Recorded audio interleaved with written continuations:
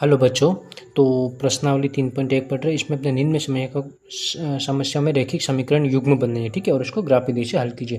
तो यहाँ पे अपन रैखिक समीकरण युग्म बनाते हैं। कक्षा 10 के 10 विद्यार्थियों ने एक गणित की पहली प्रतियोगिता में भाग लिया। यदि लड़कों की संख्या से 4 अधिक हो, ज़्यादा कौन है? लड़कियाँ हो गए, ठीक है ना। लड़कियों की संख्या लड़कों की संख्या से 4 ज़्यादा है। तो प्रतियोगिता में भाग ले लड़कों और लड़कियों की संख्या पता करनी। तो अपन मान लेते हैं लड़कों की संख्या कितनी है। लड़कों की संख्या जो है, लड़कों की संख्या कितनी है? x। तो लड़कियों की संख्या कितनी हो जाएगी? लड़कियों की संख्या अपन मान लेते हैं y, ठीक है। अपन क्या मान लेते हैं? y है।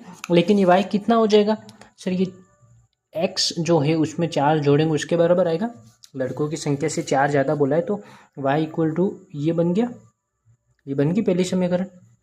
और दूसरी समीकरण इन्होंने क्या कर रखा है कि कक्षा 10 में 10 विद्यार्थी। कितने विद्यार्थी?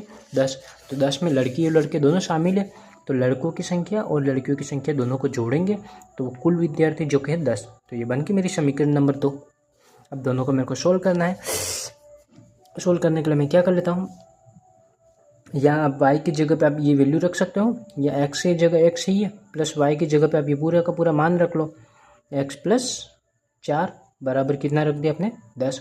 तो ये x और ये x मिलेगा तो 2x हो जाएगा। ये 4 उधर चला जाएगा तो माइनस हो जाएगा। 10 माइनस 4 करेंगे तो 6 हो जाएगा। तो x की वैल्यू आ गई 6/2।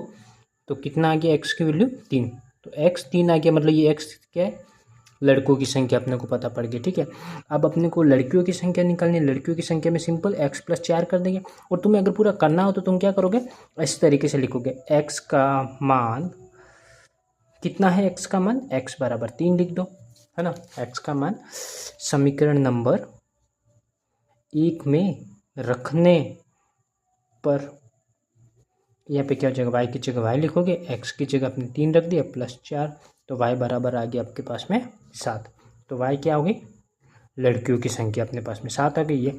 इसी इक्वेशन को आपको क्या करना है? विलोपन विधि से भी इसको सॉल्व करना है और फिर ग्राफ विधि से भी, ठीक है। ग्राफ विधि भी मैंने समझाई है एक अगले शॉर्ट के अंदर, और विलोपन विधि भी मैंने समझा रखी, ठीक है।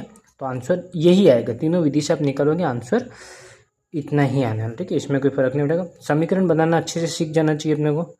ये समीकरण नंबर 2 थी अपनी, ठीक है। थैंक यू बच्चों।